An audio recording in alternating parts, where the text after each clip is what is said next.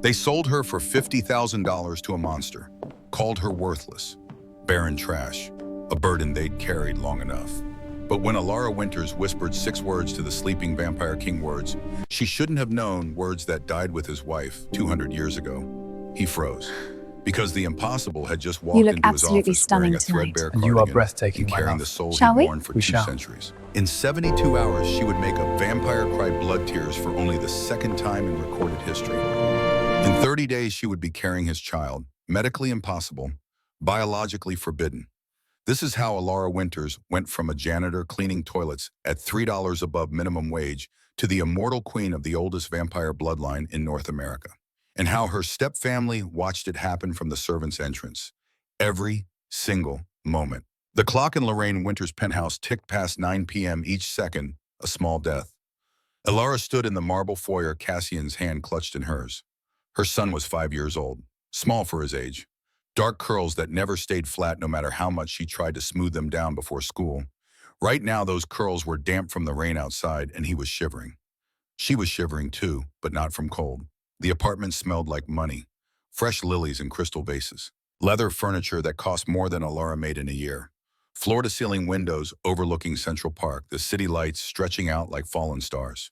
3 years ago, before Daniel died, Alara had lived in a place like this. Not this exact penthouse that belonged to her father before his heart attack, but close enough that being here now felt like visiting a grave. "Mama, I'm hungry." Cassian's whisper was barely audible.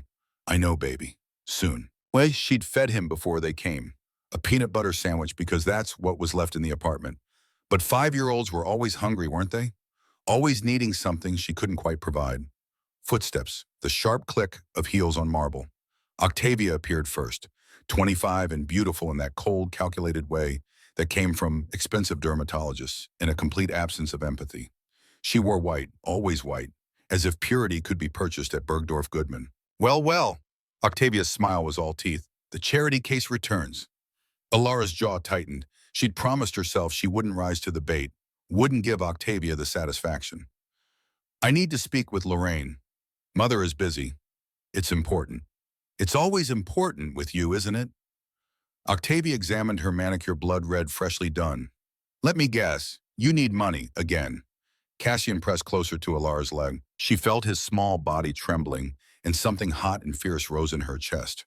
Protective. Feral. His school sent another notice. $87 for lunch fees. "If I don't pay by Friday, they'll what? Stop feeding the poor little orphan." Octavia's laugh was crystal shattering on marble.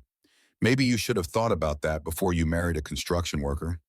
"Oh wait, you did think about it. You just didn't care because you were so desperately in love." The words hit like physical blows. Alara had heard them before, variations on the same theme. How she'd thrown away her father's legacy. How she'd chosen poverty and passion over sense and security. How Daniel's death was almost poetic justice. Almost. $87, Octavia. That's all I'm asking. And last month it was 65. And the month before that it was 112. Octavia stepped closer, her perfume overpowering. Something French and expensive. "When does it end, Alara? When do you stop being our problem?" "I'm not asking you for money. I'm asking Lorraine. She's what, your stepmother, please." Octavia's eyes glittered. "She's not your anything. Not anymore. Not since you decided blood and breeding didn't matter. Not since you chose that man over your own family." Alara's hand tightened on Cassian's. Her wedding ring. Daniel's wedding ring, the one she'd moved to her right hand after he died, pressed into her palm. Simple silver. Tarnished now. But real in a way this penthouse, this life, these people had never been. "Lorraine," she called out, her voice stronger than she felt. "I know you're here, please." Silence. Then footsteps. Slower than Octavia's. Heavier. Lorraine Winters appeared from the living room, a martini glass in one hand, her phone in the other. She was 47 but looked 35, the kind of ageless that came from excellent surgeons and excellent lighting. She'd married Alara's father when Alara was 12, widowed him when Alara was 22, inherited everything when Alara was too grief-stricken to fight the will her father had rewritten 6 months before his death, a will Alara suspected Lorraine had helped write. "Alara," Lorraine's voice was silk over steel. "I wasn't expecting you. I called 4 times. Did you? I must not have heard." Lorraine sipped her martini. "What can I do for you?" "Cassian's school." Yes. Octavia told me. $87. Lorraine set down her glass with a decisive click. The answer is no.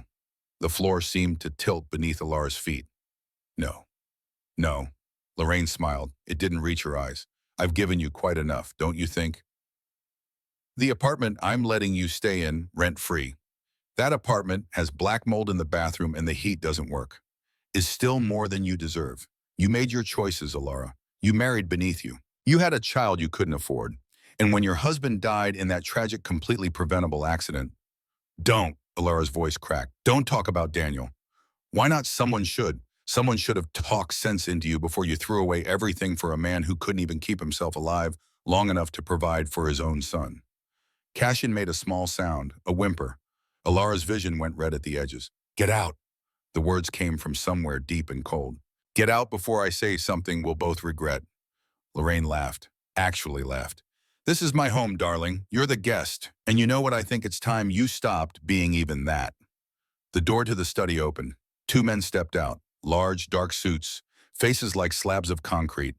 Alara had seen men like this before back when her father was alive and dealing with business partners who didn't pay their debts on time.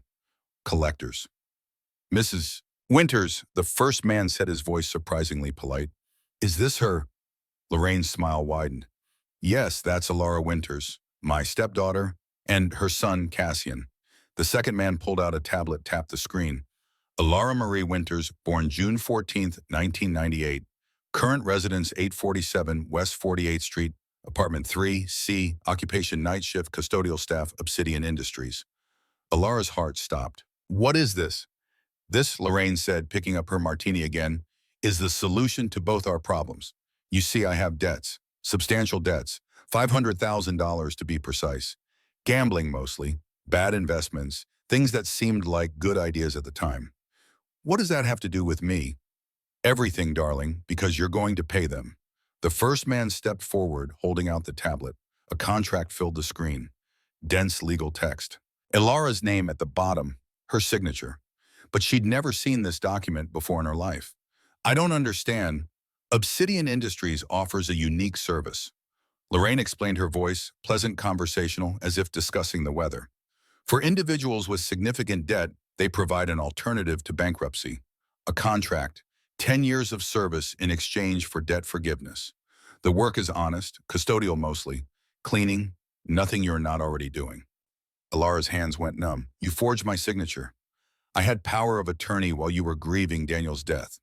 Remember, you signed it yourself. You were so distraught, so overwhelmed. I told you it was just to help manage your father's estate. Turns out it helped with much more. This is illegal. This is legal enough, the second man interrupted. The contract was filed 3 days ago. Obsidian Industries purchased your debt from Mrs. Winters for $50,000. You now belong to them for the next 10 years, or until the debt is paid in full. Whichever comes first. $50,000, that's what she was worth. Less than the car Octavia drove. Less than the watch Lorraine wore. Less than the painting hanging in the hallway. I won't do it. Alara's voice shook but held. I won't sign. I'll fight this in court. You'll what? Lorraine set down her martini and stepped close. So close Alara could see the fine lines around her eyes that makeup couldn't quite hide. You'll hire a lawyer with what money you can't even afford school lunch. You think you can afford legal fees. This contract is binding. These men are here to escort you to your new workplace. Tonight. No, Alara pulled Cassian behind her. No, I have a son. You have nothing. Lorraine's voice went cold, flat. You are nothing. You've been nothing since the day you chose that construction worker over your own family. And now you get to be useful. For once in your miserable, wasted life. The collectors moved, fast, efficient, professional.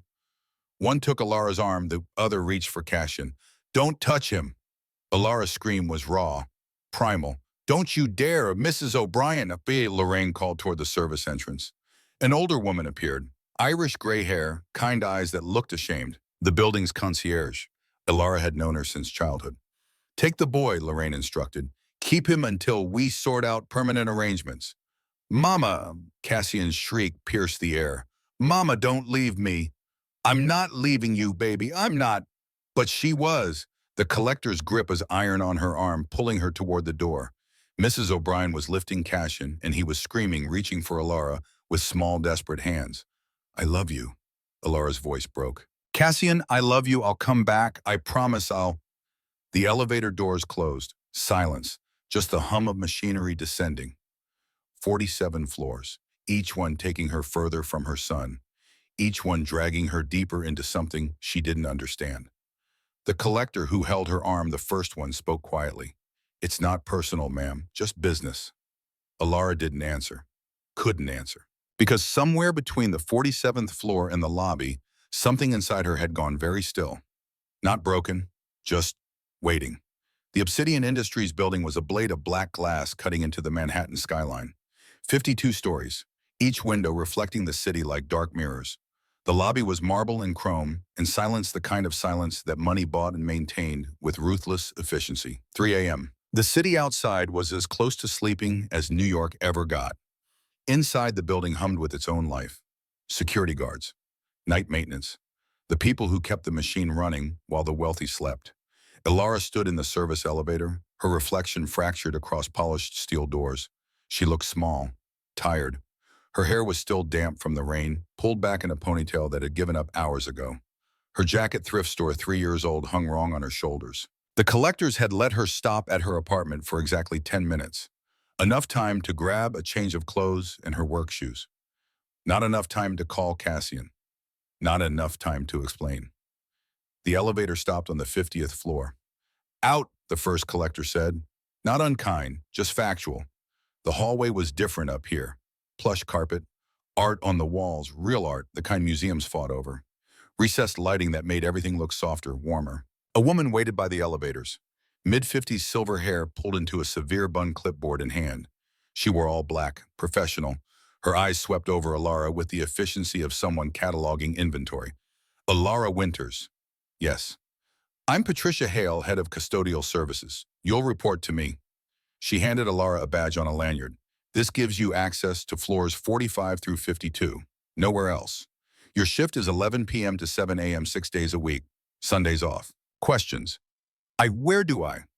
Tonight, you'll shadow Marcus on the executive floor. He'll show you the routine. Tomorrow, you'll be on your own. Patricia checked her watch. You're late. Marcus started 20 minutes ago. He doesn't like to be kept waiting. She walked away, heels clicking on marble. Alara stood alone in the hallway. Somewhere in this building was the man who owned her contract. The CEO, Lysander Vale. She'd looked him up during her 10-minute stop at the apartment. 37 years old, according to his official bio. Reclusive, brilliant. Built Obsidian Industries from nothing in less than a decade. Worth an estimated $4 billion. And somehow, in ways Alara didn't yet understand, he owned her. She followed the hallway to the right, looking for Marcus. The carpet here was so thick it swallowed sound. More art, more silence. It felt less like an office and more like a museum after hours. A headlight spilled from an open door. The executive bottom suite. Alara approached slowly, her heart hammering. Inside, a man was vacuuming. Late 20s headphones and completely absorbed in his work. He didn't notice her until she knocked on the doorframe. He jumped, yanked out his headphones. Jesus, you scared me. Sorry, I'm Alara. Patricia said I should shadow you. Right. He looked her over, frowned. You're the new contract worker. It wasn't a question. Yes. Name's Marcus, not the Marcus, just Marcus. He smiled, but it was tight, uncomfortable. Look, I don't know what you did to end up here, and I don't want to know. But here's the deal, and keep your head down, do your work, don't touch anything you're not supposed to touch, and you'll be fine. These people, he gestured vaguely at the office, they don't even see us. We're furniture to them, invisible, and that's how you want to keep it. Okay. Executive floor is different from the others. More rules, the big boss mister. Vale, he's particular. Very particular. He works late, sometimes all night. If you see him, don't speak unless spoken to. Don't make eye contact. Don't ask questions. Just clean and get out. Alara nodded, her throat tight. Marcus handed her a cleaning cart from the hallway. You'll start in the conference rooms. Work your way toward the corner office. That's Vale's. He's probably still working. If his door is closed, skip it. If it's open, he hesitated. Just be careful. He's not like the others. What do you mean? I mean, he notices things, pays attention. Last month, someone moved a pen on his desk an inch to the left. 1 inch, he noticed.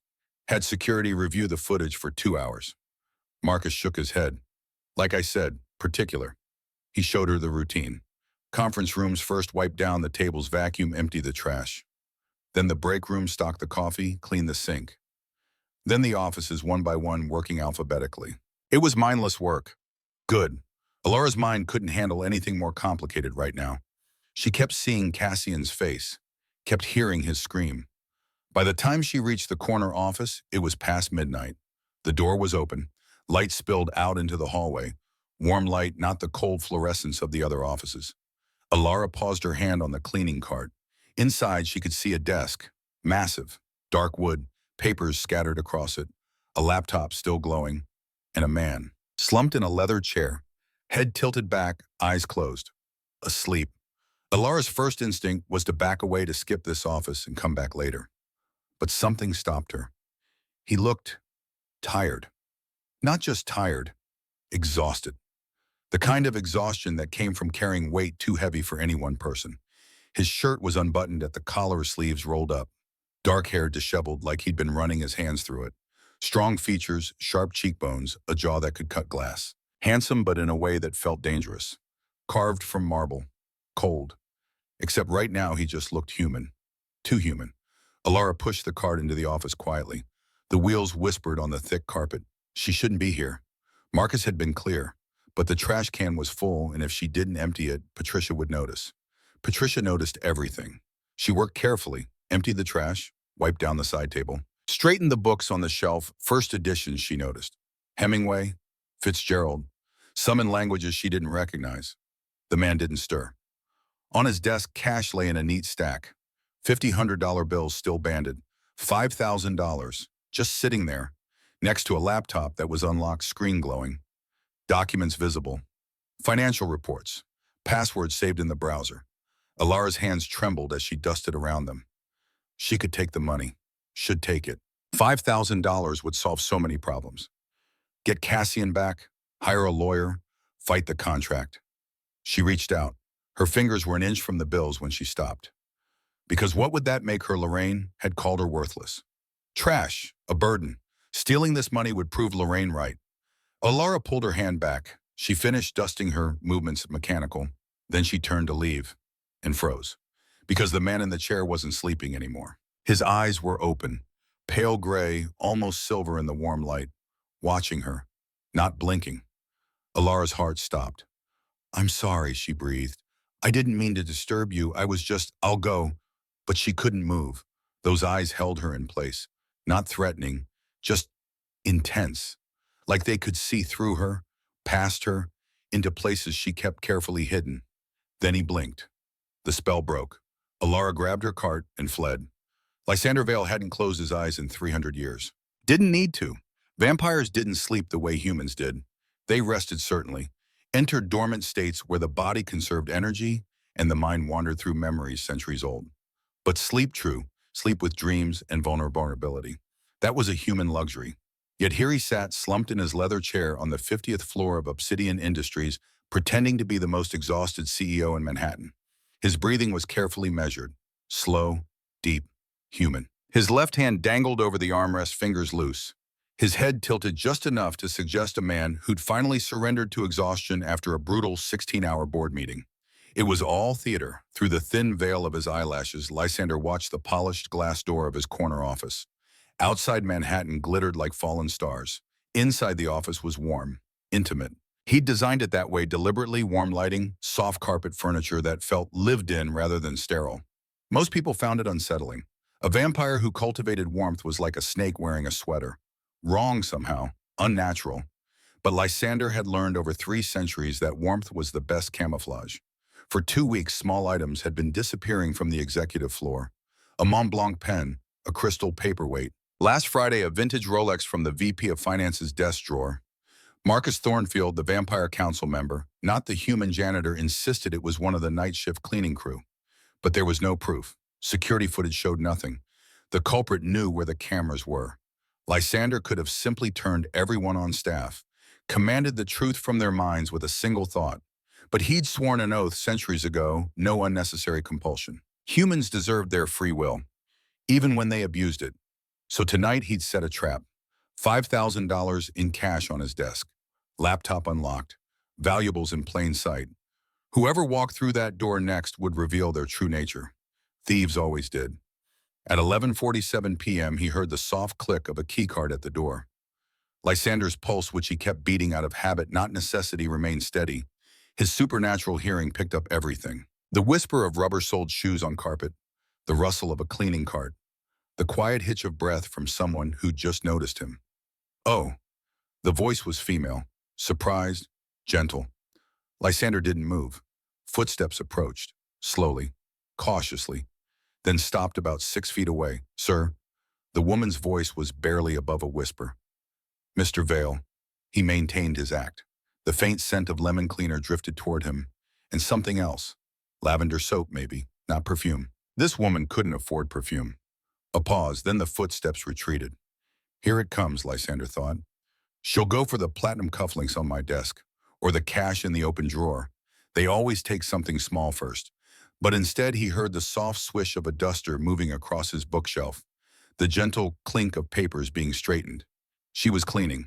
For the next 10 minutes, the woman moved through his office like a ghost. She emptied his trash bin, wiped down the windows, even repositioned a crooked painting on the wall, a Monet original he'd purchased in 1891 directly from the artist's studio. Not once did she approach his desk where the cash sat visible. He'd left it there deliberately. Then something unexpected happened. The footsteps came closer. Lysander felt a presence beside his chair and his predatory instincts flared. Every muscle in his body coiled, ready to strike if she reached for his wallet. But she didn't. Instead, something warm and soft draped over his shoulders. A cardigan, old, worn, smelling of laundry detergent in that same lavender soap. Lysander's eyes nearly flew open in shock. In 3 centuries, no one deserves to be this tired. The words were barely a whisper, spoken so softly they might have been meant for herself, but they hit Lysander like a stake through the heart. His wife had said those exact words, Catherine. His Catherine with her ink-stained fingers and bright laugh, who used to find him in his study at dawn after he'd worked through the night on Kingdom correspondence. She would drape her shawl over his shoulders and whisper those words before kissing his temple. That was in 1825. She'd been dead for 200 years. The woman was walking away now, her cart squeaking softly toward the door. Lysander sat frozen, his carefully controlled facade shattered. His hand gripped the armrest so hard the leather cracked beneath his fingers. He forced himself to remain still until he heard the door close. The lock click. The footsteps fade down the hallway. Only then did Lysander open his eyes. The cardigan on his shoulders was beige, threadbare at the elbows, a small coffee stain near the hem. It was the kind of sweater someone wore because they couldn't afford to throw it away. Not because they liked it. She'd given him the cardigan off her own back. Lysander stood abruptly. The sweater fell to the floor. He moved to the window, his reflection barely visible in the glass. Pale skin, dark hair, eyes that burned crimson when his control slipped. No one deserves to be this tired. Those words, that exact phrase. A coincidence he'd stopped believing in coincidences around the same time he'd stopped believing in God. Lysander pulled out his phone and dialed his head of security. Thomas answered on the first ring, his voice groggy. Sir, it's almost midnight. The cleaning woman who just left my office. I need her file on my desk in 10 minutes. Everything. Full background check, employment history, family records. Everything. Which one? We have 6 on night shift. Brown hair, late 20s, moves quietly. She was wearing a beige cardigan. He paused. Actually, she's not wearing it anymore. I'll find out who that is, sir. Lysander hung up. He turned back to the cardigan on the floor. Slowly, he bent down and picked it up. Ran his fingers over the worn fabric. The scent of lavender was stronger now. Underneath it, something else. Something familiar. Rosewater. Catherine had worn rosewater. Lysander closed his eyes and for the first time in 300 years allowed himself to hope. It was the most dangerous thing he'd done in centuries. The file arrived in 8 minutes. Thomas was efficient like that. It was why Lysander kept him on retainer, despite the man's unfortunate habit of asking questions.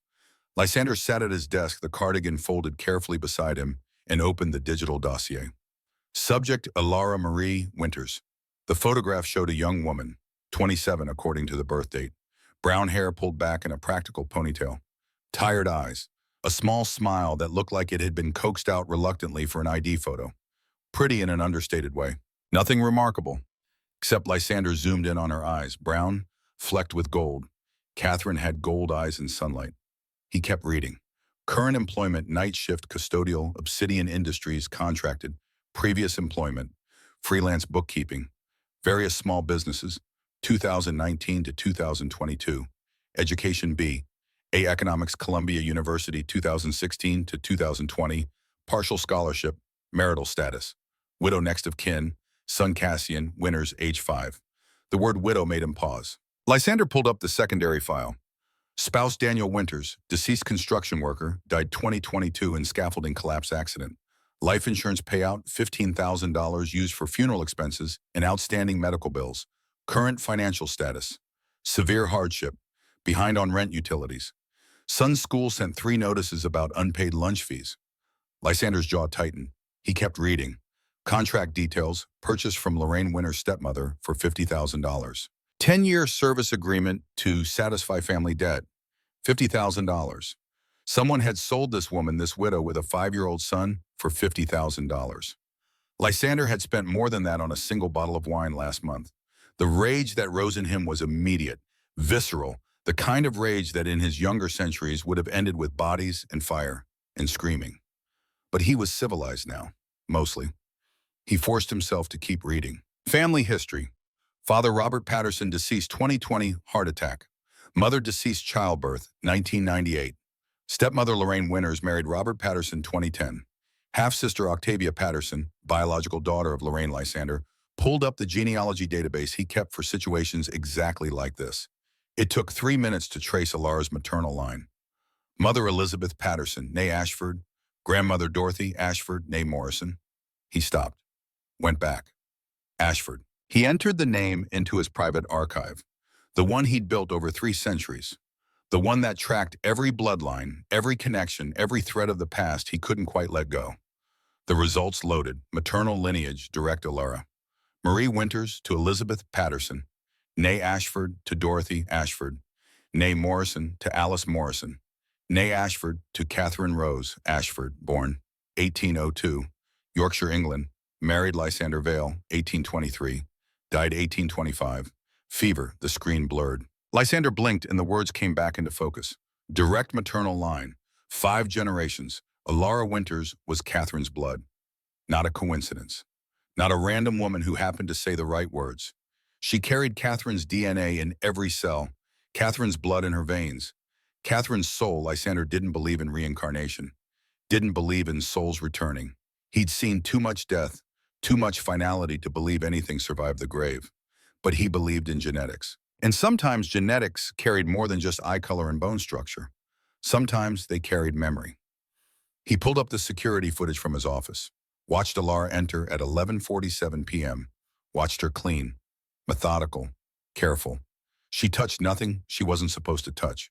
When she dusted around the cash on his desk, her hand hesitated just for a moment, then pulled back. Honest then, or desperate enough to know that taking money from a CEO would end badly. He watched her pause at the Monet, tilt her head, a small smile. Catherine had loved Monet. Then the moment. Alara approached his chair, stopped, looked at him for a long moment, and Lysander saw it. The way her expression softened, the way her hand moved to her own shoulder, touching the cardigan, the way she bit her lip, considering. Then she removed the sweater, moved forward, draped it over his shoulders with a gentleness that made his chest ache. No one deserves to be this tired. On the footage, he could see her lips form the words. Then she left. Lysander replayed the video, again, 7 times. By the 8th, he'd made his decision. He picked up his phone. Thomas answered immediately this time. Sir, the contract for Alara Winters. I want it purchased. Tonight. Sir, we already own number. I want it purchased privately. Under my name, not the company's. And I want the terms voided. She's to be released from custodial work immediately. There was a pause. May I ask why no? Another pause. What would you like me to tell HR about her reassignment? Tell them she's my new personal assistant. Salary $96,000 annually. Housing provided. Sir, that's... Do it. Thomas sighed. It'll be done by morning. And Thomas? Yes, sir. Find out where her son is. The 5-year-old. Cassian. Make sure he's safe. If he's not with Alara, bring him to me. Understood. Lysander ended the call. He stood and walked to the window. Manhattan stretched out below him. Millions of lives, millions of stories, most of them unremarkable, forgettable. But somewhere in that sea of humanity was a woman who carried his dead wife's blood, who'd covered a sleeping stranger with her only cardigan, who'd whispered words that had haunted him for 200 years. Lysander pressed his palm against the glass. Cold. He was always cold. Catherine used to complain about it, would press her warm hands to his face and laugh when he flinched. You're like marble, she'd say, beautiful and cold and eternal. I'm not eternal, he'd argued. One day I'll turn to dust like everything else. She'd kissed him then. Good, then we'll be dust together. But they hadn't been, because 2 years after their wedding, Catherine had caught a fever. Simple, treatable now, fatal then. He'd offered to turn her, begged her to let him save her. She'd refused. I won't become what you are, beloved. I love you too much to hate what we'd become together. So he'd held her hand and watched her die, and he'd been alone ever since. 200 years, 7,300 days, 175,200 hours. He'd counted every single one. Lysander picked up the cardigan, held it to his face. Lavender and rosewater, and something underneath that smelled like hope. Tomorrow he'd meet Alara Winters properly. Tomorrow he'd find out if Catherine had somehow impossibly found her way back to him. Tomorrow he'd discover if the universe was cruel enough to give him hope again, or kind enough to give him a second chance. Tonight, though, he'd hold this threadbare sweater and remember what it felt like to be warm. Just for a moment. Just long enough to believe. Morning came like a knife.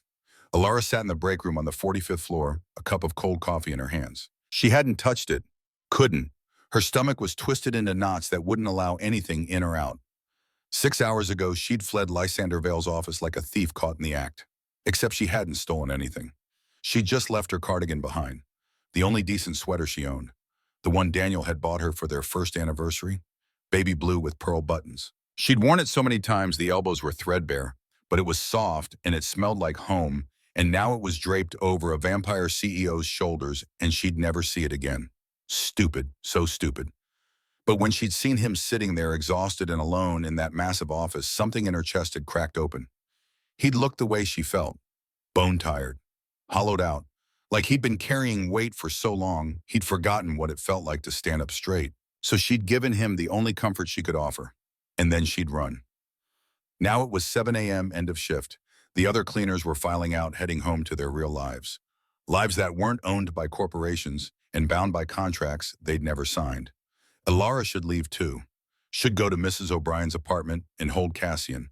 Tell him everything would be okay, even though it wouldn't, but her legs wouldn't move. Because Patricia had stopped her 20 minutes ago with a message that made her blood run cold.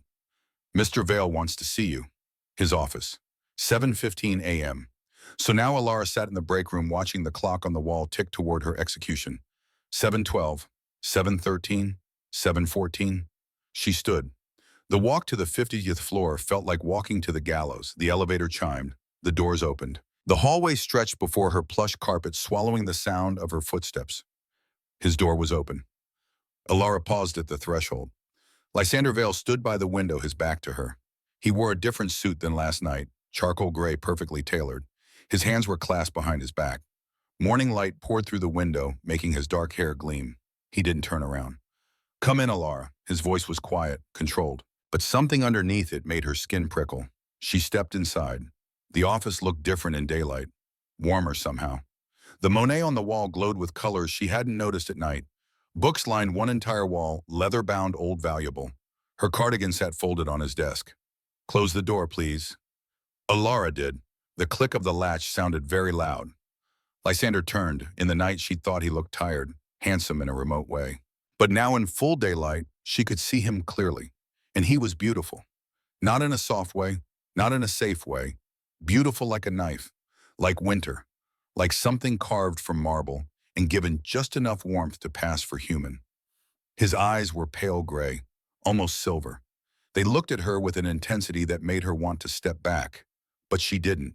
She'd learned in 3 years of widowhood and single motherhood and poverty not to flinch. Your file says you studied economics at Columbia, Lysander said. His voice was measured. Careful. Why are you cleaning toilets? Alara's jaw tightened. Because my husband died. Because my stepmother forged my signature on a contract I never agreed to. Because I have a 5-year-old son who needs to eat. He nodded slowly, as if she'd confirmed something. I bought your contract last night from Lorraine Winters for $50,000. The floor tilted. You what the contract is now under my name, which means I can void it. He moved to his desk, picked up a piece of paper. This is the original agreement, 10 years of service. Do you want to read it? Alara's hands shook as she took the paper. It was real, her signature at the bottom or a perfect forgery of it. Dated 3 days ago, witnessed by a notary she'd never met. Legal, binding, suffocating. She looked up at Lysander. Why would you buy this? Because he said quietly, you didn't steal from me. What? Last night was a test. I left $5,000 on my desk, an unlocked laptop, valuables everywhere. He moved closer, one step, then another. Every other person who's entered that office in the past 2 weeks has taken something. Small things. A pen, a watch, but something. Alara's breath caught. You were testing me. Yes, and I passed by not stealing from you. You passed, Lysander said, by giving me your cardigan. Heat flooded her face. I shouldn't have done that. I'm sorry. You look so tired and No one deserves to be this tired. He said the words slowly, carefully. Where did you hear that phrase? I don't know. It felt right. Something flickered across his face, too fast to read. He turned away, walked back to the window. I have a proposition for you, Alara. Not a contract, a job. Real employment, not servitude. She waited. I need a personal assistant. Someone I can trust. Someone who won't steal my time or my resources or my privacy. He glanced at her over his shoulder. Someone who sees a stranger exhausted in a chair and thinks to offer comfort rather than take advantage. Alara's heart hammered. I don't understand. I'm a janitor. I don't have experience. You have a degree in economics. You managed your own bookkeeping business before your husband died. You're overqualified for cleaning. He faced her fully. The salary is $96,000 annually. Housing has provided a penthouse apartment in this building, 3 bedrooms. Health insurance. Education fund for your son. $96,000. That was more than she'd made in the last 3 years combined. Why the word came out as a whisper. Why would you do this for me? Lysander was quiet for a long moment. Then, because 200 years ago my wife said those exact words to me, the night before she died. Alara's breath stopped.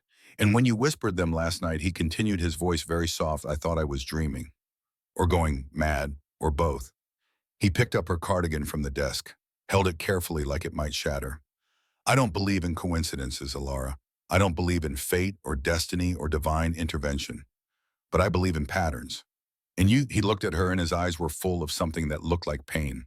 You are a pattern I've been searching for since 1825.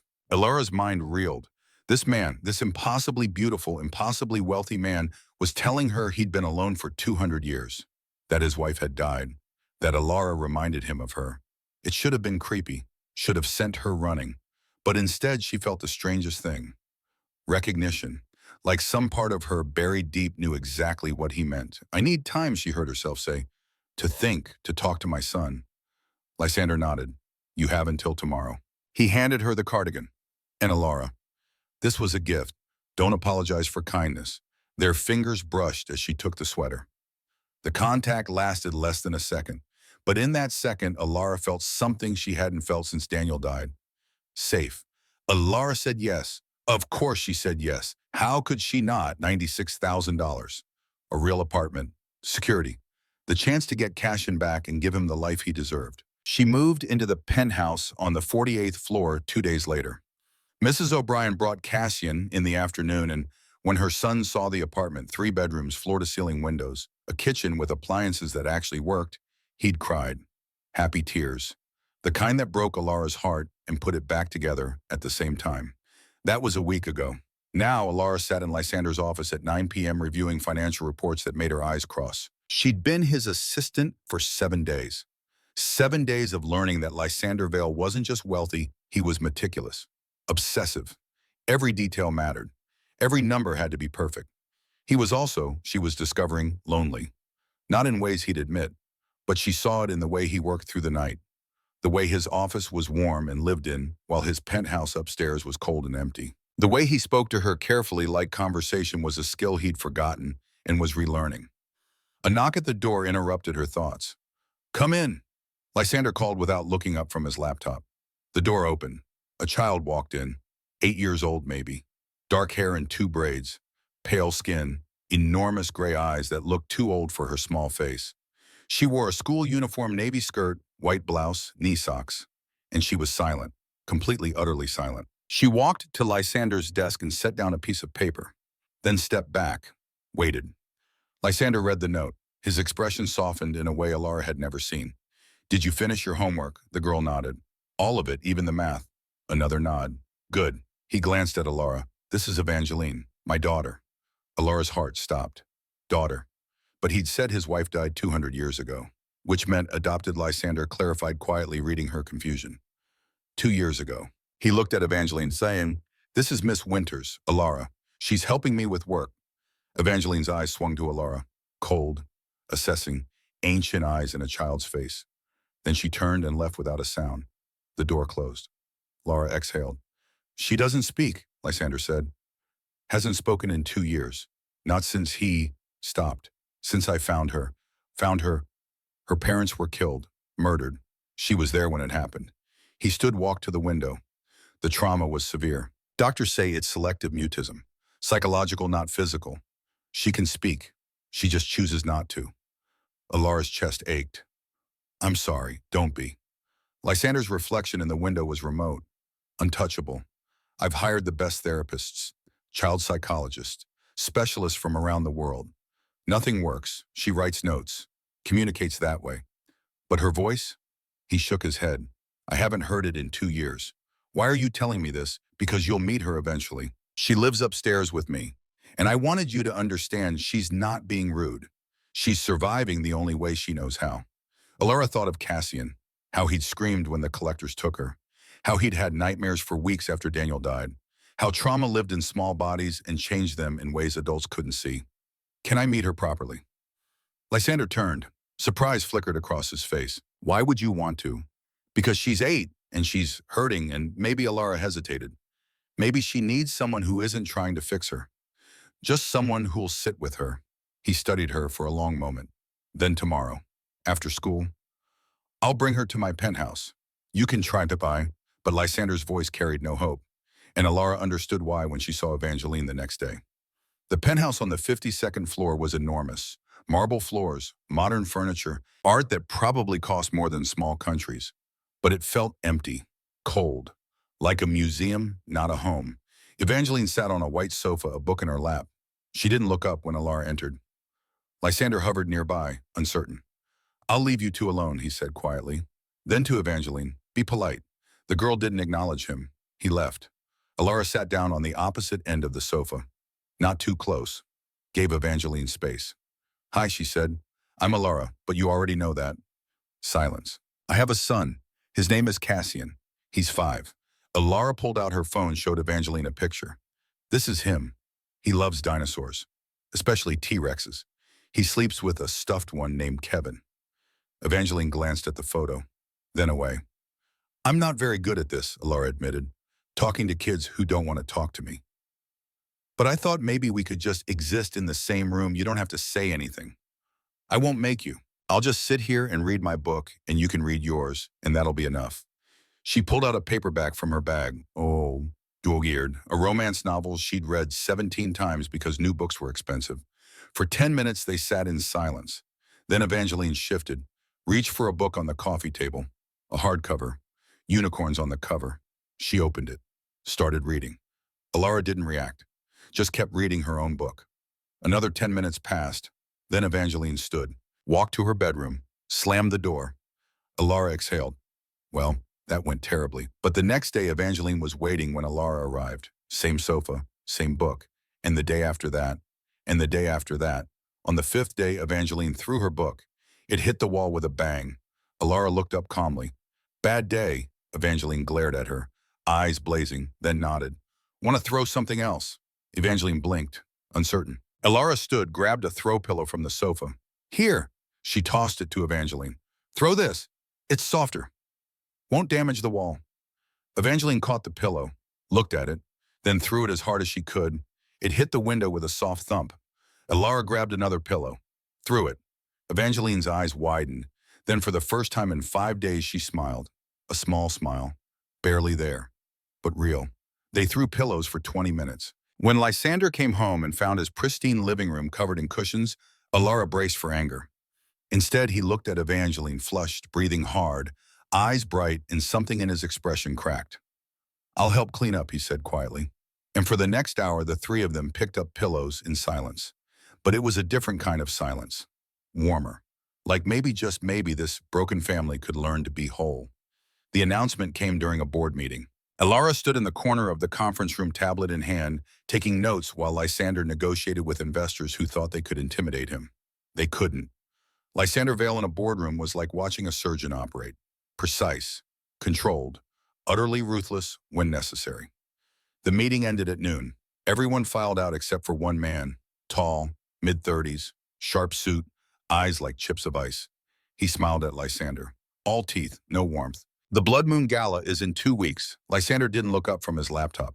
"I'm aware. Will you be attending?" "I haven't decided. The council has decided for you." The man's smile widened. "Attendance is mandatory for all ruling bloodlines, and you're to bring a companion, a potential mate as is tradition." Alara froze. Ruling bloodlines, potential mate. What the hell was this man talking about? Lysander's jaw tightened. "I don't have a companion, Marcus." "Then find one." The man Marcus glanced at Alara for the first time. "Or perhaps you've already found her." His eyes raked over her. Cold, calculating, and something in his expression shifted. Recognition. "Wait," he stepped closer. Alara. She couldn't breathe, because she knew that voice, knew that face. Marcus Thornfield, her ex-fiancé, the man who'd proposed to her when she was 23 and Daniel was just her boyfriend. The man who'd promised her the world if she'd just forget the construction worker and marry money instead. The man who'd called her a fool when she chose love over security. And now he stood in Lysander Vale's office wearing a suit that cost more than her car used to, looking at her like she was a ghost. Alara. Marcus repeated, "My God. I heard Lorraine sold you, but I didn't." He laughed, a sharp, ugly sound. "You're cleaning toilets for Lysander Vale." "I'm his personal assistant," Alara said. Her voice was ice. "Of course you are." Marcus's smile was cruel. "Tell me, does he know about Daniel? About how you threw away your entire future for a man who couldn't even keep himself alive?" Lysander stood, slowly. The temperature in the room dropped 10 degrees. "That's enough." Marcus didn't even glance at him. "Lorraine told me you were broke, desperate. But I didn't realize you were this desperate. Working for vampires. Selling yourself. Get out." Lysander's voice was very soft, very dangerous. Marcus finally looked at him. "Excuse me," I said, "get out, before I remove you myself." For a moment, the two men stared at each other. Then Marcus smiled. 2 weeks, Lysander. Blood Moon Gala. Bring a date, or the council will choose one for you." He glanced at Alara one last time. "And Alara, it's good to see you've landed on your feet, even if those feet are covered in someone else's dirt." He left. The door closed. Silence. Alara's hands shook. She gripped the tablet so hard the case creaked. "I'm sorry," she whispered. I didn't realize you were engaged to Marcus Thornfield." Lysander's voice was flat. "For 6 months, 8 years ago," she looked up. "It ended badly." "I gathered he's a vampire." "Yes, and this gala is a council requirement. Once a year during the blood moon, all vampire bloodlines gather to maintain alliances. Political theater mostly, but attendance is mandatory." He moved to the window. "And yes, I'm expected to bring a companion. Someone I'm considering as a mate." Alara's heart hammered. "What happens if you don't? They'll assign me someone. A vampire from another bloodline. Someone appropriate." He said the word like it tasted bitter. "And you don't want that?" "No, why not?" "Because I don't want appropriate, Alara. I want—" He stopped, turned to face her. "I want someone who gives exhausted strangers their only cardigan. Someone who throws pillows with traumatized children. Someone who looks at me like I'm a person, not a monster." The air between them felt electric, dangerous. "Are you asking me to go with you?" Alara's voice was barely a whisper. "Yes, as your date. Yes, to a vampire gala where my ex-fiancé will be watching." Lysander smiled. It was small, sad. "I know it's a lot to ask. If you say no, I'll understand." "But Alara," his voice softened, "I haven't felt alive in 200 years. Not until you walked into my office and gave me something no one's offered in centuries. What's that kindness without expectation?" He moved closer. One step. Just one. You didn't know who I was, what I was. You just saw someone tired and you wanted to help. That's rarer than you know. Alara thought of Daniel, how he used to hold her like she was precious, how he died trying to provide for her and Cassian, how she'd been so numb since his death that she'd forgotten what it felt like to be seen. But Lysander Vale saw her. Not Alara the widow, not Alara the failure, not Alara the woman Lorraine sold for $50,000. Just Alara. Okay, she heard herself say. Okay, I'll go. To the gala. With you. Something in Lysander's expression shifted. Relief. Wonder. Hope. He reached out slowly, gave her time to pull away. She didn't. His hand closed over hers. His skin was cool, not cold. Just cooler than human. But his grip was steady. Thank you, he said quietly. And Alara realized she'd just agreed to walk into a room full of vampires on the arm of their king.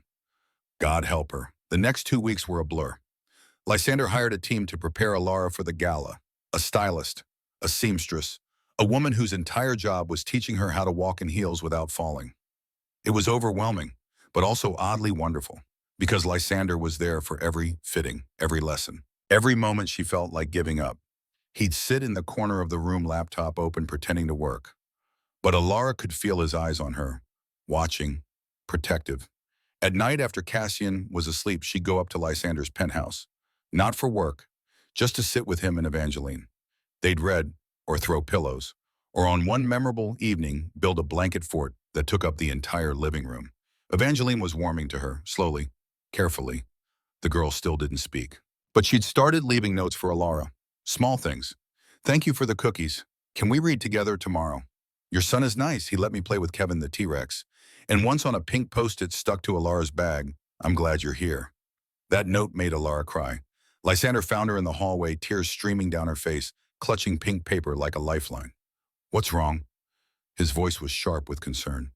Nothing. Everything. Alara laughed through her tears. She's glad I'm here. He understood immediately, pulled her into his arms. And for the first time since Daniel died, Alara let herself be held. Lysander smelled like expensive cologne and old books, and something underneath that was just him. His arms were strong, solid, safe. She's not the only one who's glad, he murmured into her hair. Alara pulled back, looked up at him. His eyes were silver in the hallway light, intense, burning. Lysander, she whispered, tell me to stop. Stop what? This, he lowered his head, slowly, giving her time to pull away. She didn't. Their lips met, soft, careful, like he was afraid she'd shatter. Alara's hands fisted in his shirt. The kiss deepened, and for one perfect moment, the world fell away. No dead husbands, no contracts, no vampire politics, just this, just them. When they finally pulled apart, both breathing hard, Lysander rested his forehead against hers. I'm falling for you, he said. His voice was raw, honest. And I know it's too soon and too complicated and probably a terrible idea, but I can't pretend anymore. Alara's heart hammered. I'm falling for you too, his eyes closed. Relief washed over his face. Then we're both fools, she laughed. Probably. Evangeline is going to be insufferable when she finds out. Alara grinned. She already knows. She left me a note last week that said, you should kiss him. Lysander's laugh was startled. Genuine. She's 8. She's 8, and she sees everything. He kissed her again, longer this time, and when he pulled back, his eyes were bright, almost human. The night of the Blood Moon Gala arrived too fast. Alara stood in front of the mirror in her penthouse, barely recognizing herself. The dress was silver, floor-length, backless. It clung to her like water, like moonlight, like something precious. Her hair was swept up, professional, elegant. Diamond earrings borrowed from Lysander's collection glittered at her ears. She looked like royalty, felt like a fraud. Mama Cassian appeared in the doorway, rubbing his eyes. He was supposed to be asleep. You look like a princess. Alara smiled. Come here, baby. He climbed onto her lap, carefully avoiding the dress. Where are you going? To a party? With Mr. Vale, the vampire man. Yes, is he nice to you? Alara thought of the way Lysander had held her last night. The way he'd kissed her forehead before leaving. Very nice. Cassian considered this.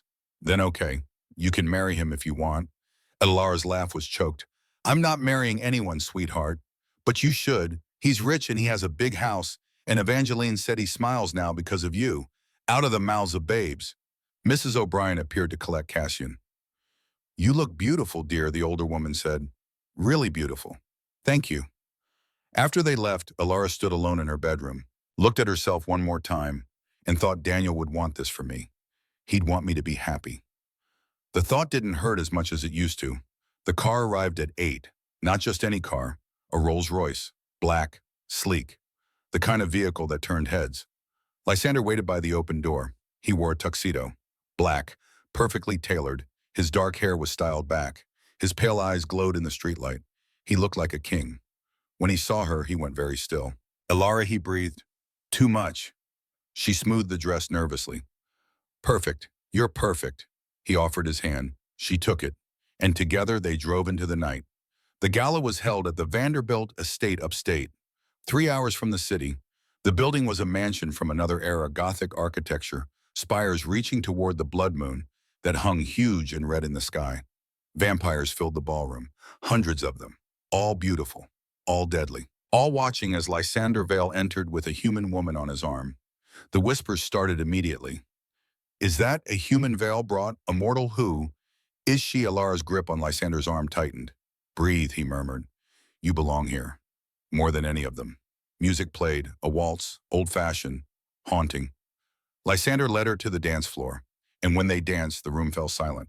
Because Lysander Vale, cold, remote, untouchable, Lysander Vale was smiling, really smiling, looking at Alara like she'd hung the moon.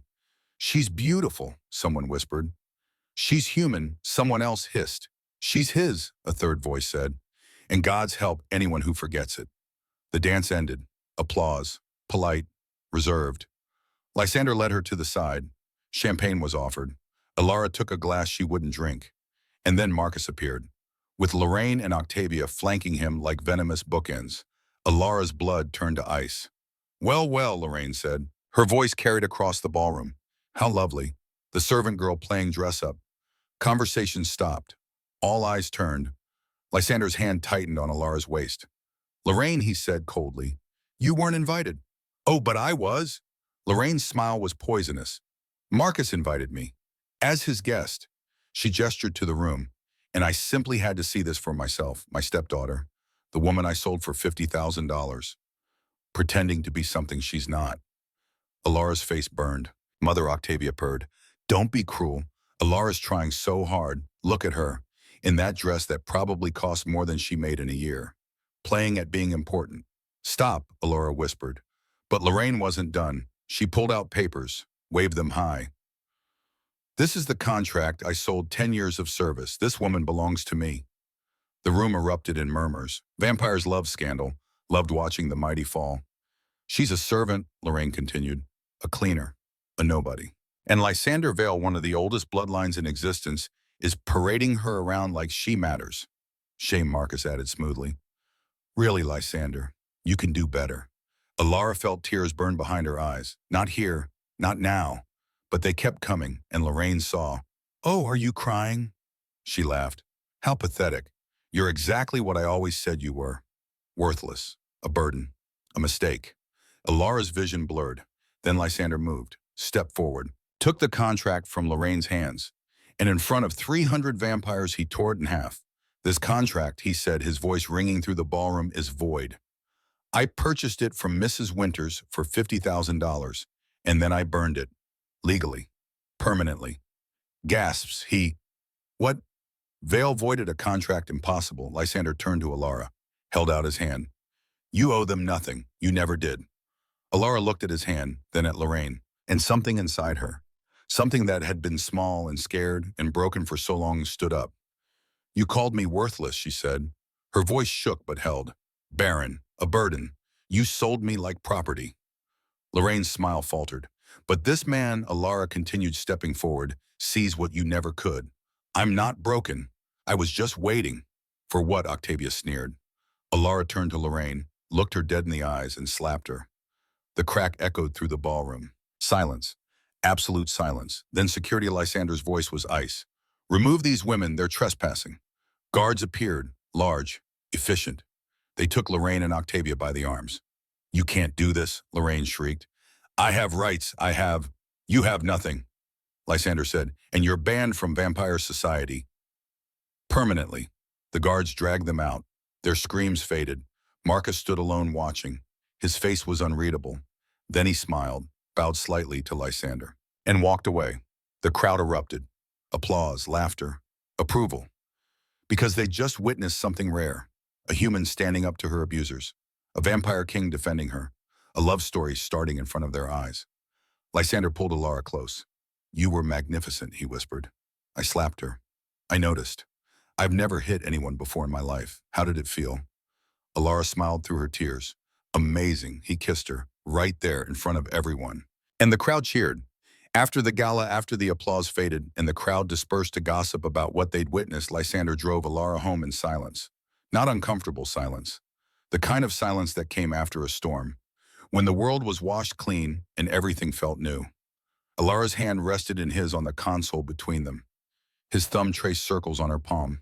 A small gesture, intimate. Her other hand still tingled from where she'd slapped Lorraine. She'd never been a violent person. Daniel used to joke that she apologized to furniture when she bumped into it.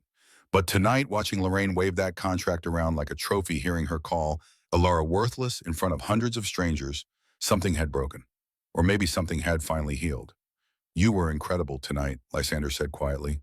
His eyes stayed on the road, but his grip tightened on her hand. "I assaulted my stepmother at a formal event. You defended yourself." There's a difference. The city lights blurred past the windows. Manhattan at 3 a.m. was a different animal. Quieter. Almost peaceful. "What happens now?" Alara asked. Now Lysander glanced at her. "Now you go home to cash in. Get some sleep. Tomorrow we'll deal with the fallout." "What fallout?" He smiled. "It was small, tired. You just slapped a woman in front of the vampire elite. They'll talk about it for decades. Some will admire you. Others will call you reckless. A few will want to meet the human brave enough to strike her abuser in public." "Great. So I'm famous." "Infamous," he corrected. "But yes." They pulled up to Obsidian Tower. The doorman opened Alara's door with a respectful nod. She'd gone from invisible cleaning woman to the CEO's companion in 2 weeks. The staff had noticed. Everyone had noticed. Lysander walked her to the elevator, pressed the button for the 48th floor. The doors started to close. His hand shot out. "Stop them." "Alara," he said. "Yes. Come upstairs, to my penthouse. Please." Her heart hammered. "It's 3 in the morning." "I know." His eyes searched hers. "But I need to tell you something. And I need to tell you tonight, before I lose my nerve." The vulnerability in his voice undid her. "Okay." They rode to the 52nd floor in silence. The penthouse was dark. Evangeline was asleep in her room. Mrs. O'Brien was staying over to watch her and Cashin tonight. Lysander led Alara to the study. It was different from his office. More personal. Books everywhere. Not just for show, but well-worn. Read, loved. A desk covered in papers. A fireplace that actually got used, ash still in the grate from last night. "Sit," he said, gesturing to a leather sofa. Alara sat. Lysander poured 2 glasses of whiskey from a crystal decanter. Handed her one. "I don't really drink," she admitted. "Neither do I. Not anymore." But tonight he downed his in one swallow. "Tonight I need the courage." Courage for what? He sat beside her. Not touching, but close enough that she could feel the coolness radiating from his skin. 200 years ago, he began, his voice quiet. "I married a woman named Catherine Ashford. She was 21. I was 103, though I looked 35. She knew what I was. A vampire, a monster, and she loved me anyway." Alara listened, her whiskey untouched. "We had 2 years together. 2 perfect years. Then she caught a fever. Simple. Would be nothing now, but then he swallowed hard. I watched her die. I held her hand and I watched her slip away. And I could have saved her. One bite, one moment of weakness. But she'd made me promise never to turn her. She wanted to die human." His hands clenched into fists on his knees. "So I kept my promise. And I buried her. And I've been alone ever since." "I'm sorry," Alara whispered. "Don't be." He looked at her finally. "Because here's what I need you to understand. When you walked into my office 2 weeks ago and whispered those words, Catherine's words, I thought I was going mad. I ran your genealogy. You're her direct descendant, 5th generation. Her blood runs in your veins." Alara's breath caught. "I told myself it was just genetics, just coincidence, that I was projecting a dead woman onto a living one because I was lonely and desperate and insane." He laughed, but it was hollow. "But then you met Evangeline, and she smiled for the first time in 2 years. Then you stood up to Lorraine tonight, and you were so brave and so fierce," and he stopped, took a shaking breath, "and I realized I'm not in love with Catherine's ghost, Alara. I'm in love with you, with the woman who gives away her only cardigan, who throws pillows with traumatized children, who slaps abusers and doesn't apologize. You're not her. You're better. And I'm terrified. Why? Because I've already lost one woman I loved. His voice cracked. I can't lose another. Alara set down her glass, reached out, took his face in her hands. His skin was cool, smooth, marble-made flesh. Look at me, she said. He did. His eyes were silver, shining, wet. Vampires could cry, she realized. Not tears, not exactly, but something close. I'm not going anywhere, Alara said. Her voice was steady. Sure. I'm not Catherine. I'm not some fragile thing that'll break if you hold me too tight. I'm a widow who survived losing her husband, her home, and her dignity. I'm a mother who's been through hell to protect her son. I'm stronger than you think. I know how strong you are. That's what terrifies me. Why? Because strong women who love broken men have a habit of putting themselves in danger to save them. He closed his eyes. And if something happened to you because of me, Lysander. His eyes opened. Kiss me. What? Stop thinking. Stop being afraid. Just kiss me. For a moment, he didn't move. Then he did. His hands came up to cup her face. Gentle, reverent. And he kissed her like she was air, and he'd been drowning for 200 years. The kiss deepened. Alara's fingers tangled in his hair. His arms wrapped around her, pulling her close, closer, until there was no space between them. When they finally pulled apart, both breathing hard, Lysander rested his forehead against hers. And then she saw it. Crimson tracks down his cheeks. Blood tears, thin, barely there, but unmistakable. Alara touched one gently.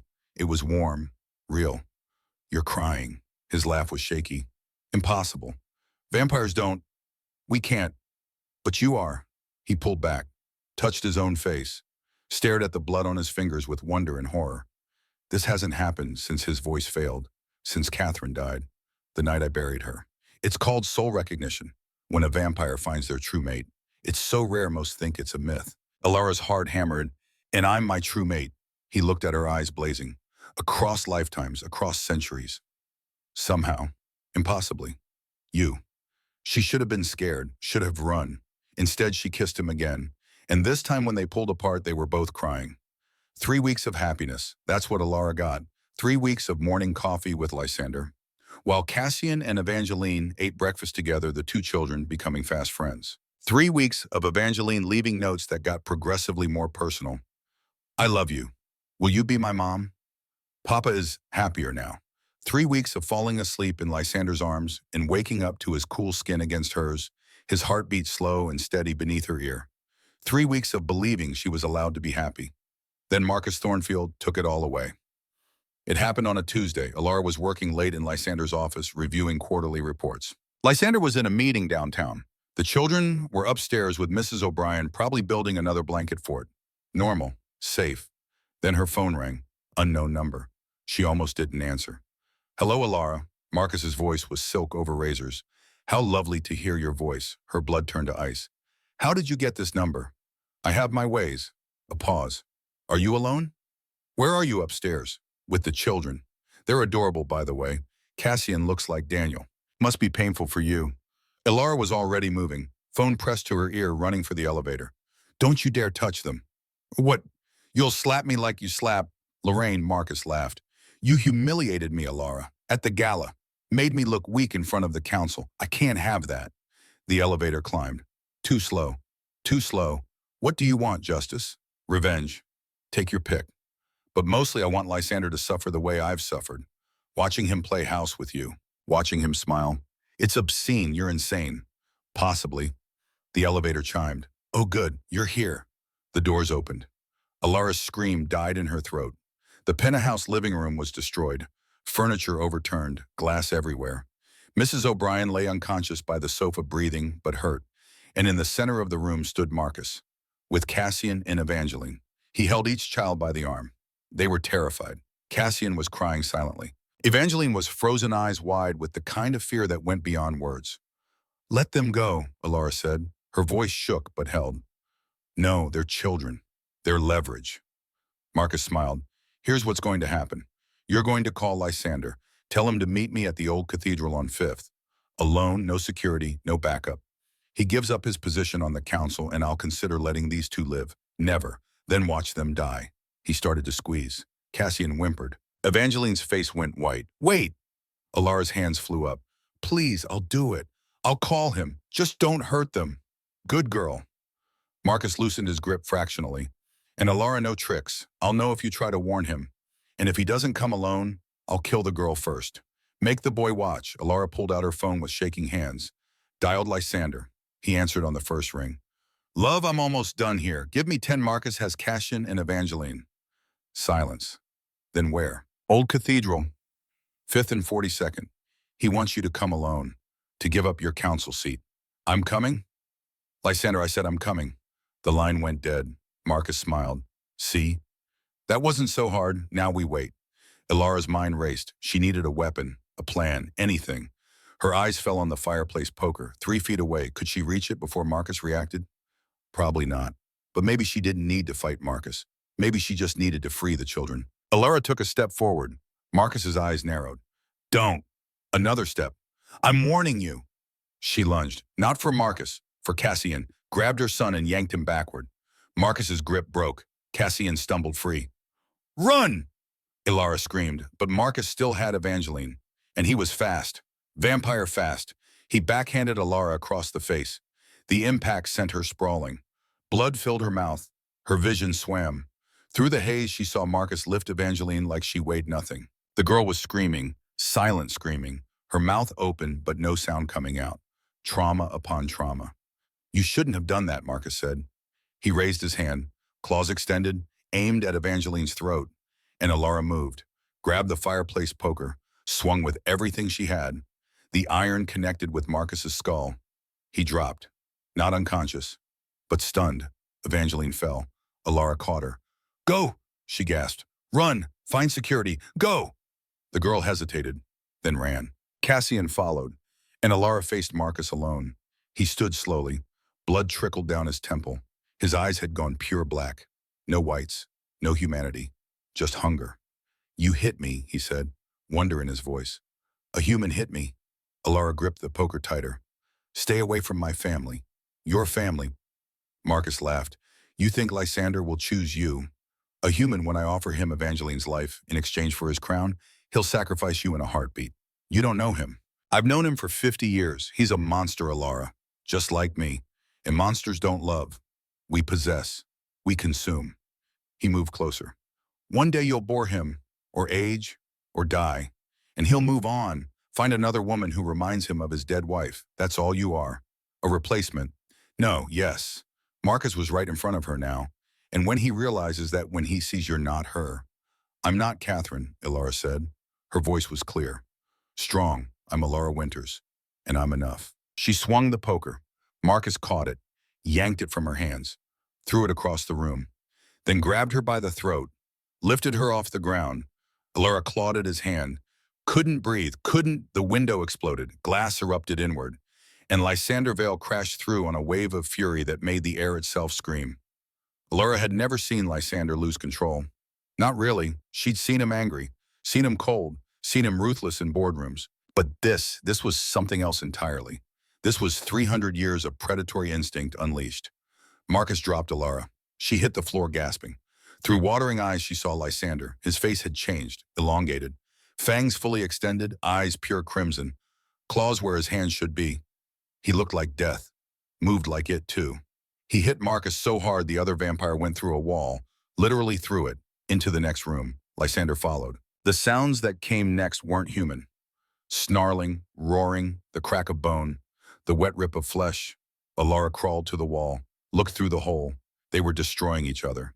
Marcus was strong, fast, a born vampire with a century of experience. But Lysander was older, angrier, and fighting to protect something he loved. That made all the difference. Marcus's claws raked across Lysander's chest. Blood bloomed, dark, almost black. Lysander didn't even flinch, just grabbed Marcus by the throat, lifted him, and slammed him through the floor. They fell to the level below. Ilara stumbled to the hole in the floor. Looked down. 49th floor, empty office space, under construction, perfect for a battlefield. She had to get down there, had to help. The elevator, she ran. Her face throbbed where Marcus had hit her. Her throat ached, but she moved. The elevator descended with agonizing slowness. When the doors opened, she heard them before she saw them. The entire floor was wrecked. Support beams bent, drywall shattered, windows broken, and in the center, Lysander had Marcus pinned, one hand around the other vampire's throat, claws digging in, blood everywhere. Please, Marcus, choked out. Please, I'm sorry, I'll leave. You threatened my daughter. Lysander's voice was unrecognizable. Gravel and rage. You hurt Alara. You touched children. I made a mistake. No. You made a choice. Lysander's grip tightened. Marcus's eyes went wide. Lysander. And then Alara's voice cut through the chaos. Stop. Lysander froze, turned his head. His eyes were still crimson, still wild. But when he saw her, something shifted. Alara walked forward slowly. Don't kill him. He deserves to die. Probably. She stopped a few feet away. But you're not a killer. Not like this. Not in rage. I've killed before, I know. But not today. Not in front of me. She held out her hand. Please. For a long moment, Lysander didn't move. Then slowly his grip loosened. Marcus collapsed, gasping. Live. Lysander straightened, walked to Alara, and collapsed into her arms. He was shaking, trembling. All that rage draining away, leaving only exhaustion. You're hurt, she whispered. I'll heal. The children are safe. Security has them. Good. She held him tighter and realized her shirt was wet. Blood. His blood. Lysander, you're bleeding. It's nothing. It's not nothing. She pulled back. The claw marks across his chest were deep. Bone deep. We need to get you help. I told you, I'll heal. How long? Hours? Maybe days. That's too long. Then you'll have to be patient with me. He smiled weakly. I'm told I'm a terrible patient. Behind them, Marcus was crawling away. Lysander's eyes tracked him. Security will handle him. The council will strip his position. Ban him from vampire society. He'll live, but he'll wish he hadn't. Good, Alara. Yes, thank you. For what? For stopping me. I wanted to kill him so badly. But you, he touched her face gently. You make me want to be better. You're better. I'm trying. They stood in the wreckage holding each other, and overhead the blood moon began to fade. 3 weeks later, Alara fainted at her desk. One moment she was reviewing budget reports. The next the world tilted and went dark. She woke up in a hospital bed. Private room. Soft lighting. The steady beep of machines. And Lysander sitting beside her holding her hand. His eyes were red-rimmed. Exhausted. How long was I out? 4 hours. What happened? That's what we're trying to figure out. He squeezed her hand. The doctors ran tests. Blood work. Scans. Everything. And you're pregnant. The words hung in the air. Impossible words. What's 6 weeks along, give or take? Alara's free hand went to her stomach. Flat. Nothing showing yet, but pregnant. That's not possible. I know. I'm on birth control. I know. And you're a vampire. Yes, we're sterile. Have been for 1,000 years. Can't reproduce with humans. It's biologically impossible. He laughed, but it was strained. Apparently biology disagrees. A doctor entered. Late 50s. Kind eyes. Dr. Sarah Morrison. Mrs. Winters. How are you feeling? Confused. Understandable. She pulled up a chair. What we're seeing here is unprecedented. Vampire-human conception hasn't occurred in recorded history. The genetic incompatibility is too great. And yet, she gestured to the ultrasound screen. There it is, about 6 weeks since conception. Strong heartbeat, perfectly healthy. How we think it has to do with your bloodline. Dr. Morrison pulled up files on a tablet. We ran your DNA. You carry a recessive gene extremely rare that promotes unusual fertility and genetic compatibility. Combined with recent changes to Mr. Vale's biology, she glanced at Lysander. The blood tears event triggered a cascade of hormonal shifts, made him temporarily fertile. Blood tears, Alara whispered. The night he'd cried, the night they'd made love for the first time. That night had created life. Is the baby? Alara couldn't finish the question. Healthy, yes. Human, mostly. There are some vampire markers. Enhanced healing, longer lifespan projected, but fundamentally human. Dr. Morrison smiled. Medically, we'd say you're about 8 weeks pregnant. That's how we date pregnancies from your last menstrual period. But conception was roughly 6 weeks ago. You're having a miracle, Mrs. Winters. After she left, Alara and Lysander sat in silence. Then I thought you couldn't have children. So did I. Catherine and I tried for 2 years. Nothing. I assumed it was me. The vampire part. She looked at him. You've been sterile for 300 years, and suddenly you. He touched her stomach reverently. You changed everything. Cassian's going to be a big brother. Evangeline's going to be insufferable. They'll probably name the baby Kevin Jr. Over my dead body. You're already dead. Technically undead. Alara laughed, then cried, then laughed again. Lysander pulled her close, and for the first time in 3 centuries he allowed himself to imagine a future that didn't end in loneliness. 5 months later, on a crisp October evening, the Cathedral of St. John the Divine opened its doors to an unprecedented wedding. A vampire marrying a human wasn't unheard of, but a vampire king marrying a pregnant human widow who'd punched her way into his heart, that was news. The guest list read like a who's who of New York society: vampire elite, human dignitaries, business titans, and at Alara's insistence, the entire night shift custodial staff from Obsidian Industries. Because she hadn't forgotten where she came from, the cathedral was transformed. Thousands of candles, crimson roses for the crimson tears that had started everything, music that sounded like it came from another century. Beautiful, haunting, perfect. In the bride's chamber, Alara stood before a mirror, barely recognizing herself. The dress was crimson, traditional vampire wedding color, floor length, beaded, a train that stretched 12 feet. Her hair was swept up with tiny diamonds woven through it. She was 7 months pregnant, glowing, beautiful.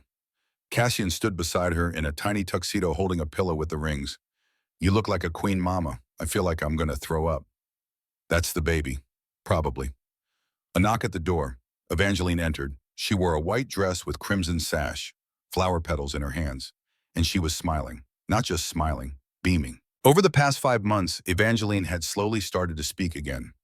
Single words at first, then sentences, now whole conversations. Her therapist called it a breakthrough. Lysander called it a miracle. Alara called it love. You ready, the girl asked? Her voice was still soft, uncertain, but real. So real. Almost, Alara said. Come here. Evangeline crossed the room. Alara knelt carefully, belly in the way, and took the girl's hands. Thank you for what? For being brave, for trying, for letting me be part of your family. Tears welled in Evangeline's eyes. You're the best part, she whispered. Alara hugged her, and Cassian joined in, a group hug that felt like the beginning of something. Music swelled. Time to go. The processional started. Evangeline first scattering petals, then Cassian serious and focused on not dropping the rings. Then Alara. The doors opened. 300 people stood, but Alara only saw one. Lysander waiting at the altar. He wore black, traditional, but the way he looked at her, like she'd hung the stars, like she was air and he'd been drowning, like she was home. She walked down the aisle slowly, deliberately, and noticed the back rows, where Lorraine and Octavia sat, not as guests, as servants. Part of their sentence from the council was to serve at vampire events for 10 years. Public penance. Lorraine's face was twisted with rage and humiliation. Octavia looked like she was being forced to swallow glass. Alara caught Lorraine's eye, smiled. The kind of smile that said, you tried to break me. Look how that turned out. Then she kept walking. When she reached Lysander, he took her hands. You're glowing, he whispered. I'm pregnant.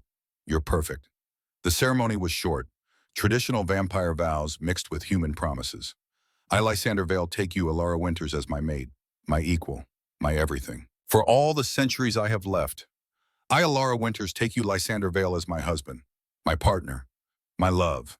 For all the years I have left, and maybe a few extra. Laughter rippled through the crowd. The officiant smiled. By the power vested in me by the council and the state of New York, I now pronounce you bound.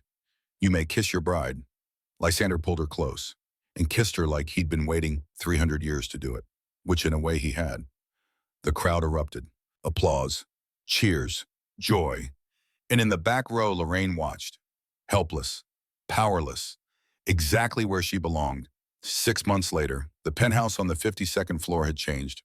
No longer cold and museum-like. Now it was warm, lived in, full. Toys scattered across the floor. Crayon drawings on the fridge. The smell of cookies baking. A home. Alara sat on the sofa, twins in her arms. A boy and a girl, 6 months old, identical dark hair, one with gray eyes like Lysander, one with brown eyes flecked with gold. The first vampire-human hybrids born in recorded history. Medical marvels. Proof that impossible didn't mean never. Lysander walked in from the kitchen, flour on his shirt. He'd been learning to bake. Badly. But he tried. How are they? He asked, sitting beside her. Perfect. Sleeping. Good. Because Cassian and Evangeline want to show us something. The two older children appeared. Cassian was 6 now, tall for his age. Evangeline was 9. Still quiet sometimes, but healing. They held up a drawing. It showed 5 people, 2 adults, 3 children, a family. It's us, Cassian explained. See, that's Papa, that's Mama, that's me and Ava and the babies. It's beautiful, Alara said. Can we hang it on the fridge? Absolutely. They ran off arguing about exactly where to put it. Lysander watched them go, then looked at Alara. She was tired, dark circles under her eyes from sleepless nights, hair in a messy bun, wearing sweatpants and one of his old shirts. Beautiful. I love you, he said. I know. Do you? He touched her face gently. Do you know that in 300 years of existence, the year I've spent with you is the only one that mattered? Alara smiled. You're getting sappy in your old age. I'm allowed. I'm happy. And he was. For the first time since Catherine died, Lysander Vale was happy. Not content, not satisfied, not just existing. Happy. Alara shifted one twin to her other arm. What are you thinking about everything? Nothing. She looked at their children. This family we built from broken pieces. We're not broken anymore. No. She met his eyes. We're whole. He kissed her forehead, pulled her close. And in that moment, in that warm apartment, filled with the chaos of children and love and life, Lysander finally understood what Catherine had tried to tell him 200 years ago. Peace wasn't the absence of struggle. It was finding someone worth struggling for. It was building a home in another person's heart. It was knowing that even after centuries of darkness, the sun could still rise. And sometimes, if you were very lucky, it rose in the form of a woman in a threadbare cardigan who whispered 6 words that changed everything. No one deserves to be this tired, but everyone deserves to be loved, to be seen, to be chosen. And in this penthouse 52 stories above Manhattan, 5 people who'd all been broken in different ways had chosen each other, built a family, found home. Alara's phone buzzed, a message from Dr. Morrison. Just checking in. How are the twins? Alara typed back. Perfect, healthy, happy. The response came immediately. Good. See you next month for their checkup. And Alara, what you've done creating this family, it's beautiful. Never let anyone tell you otherwise. Alara set down her phone, looked at Lysander, at Cassian and Evangeline arguing over crayon placement, at the twins sleeping peacefully. At this life she'd somehow impossibly built from the wreckage of the old one. And she thought they told me I was worthless. But look at me now. Look at what I created. Not with money, not with power, with kindness, with courage, with love. I'm not worthless, I'm priceless. And this family, this beautiful, chaotic, impossible family is proof. Outside the window, the sun was setting over Manhattan. The city glittered like fallen stars. But inside, the light was even brighter, warmer, real. Home.